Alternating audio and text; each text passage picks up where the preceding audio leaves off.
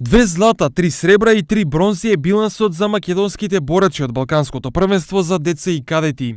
Македонија, предводена од тренерот на Балканец Давор Тасев, е новиот балкански шампион во екипна конкуренција. Со злато се закитија Аид Салихаси и Бесар Амети, а бронзени беа Арбен Абази, Мухамет Исмани и Бесир Алири. Сите преостранати, сребрени и еден бронзен медал, се заслуга на Штипјани.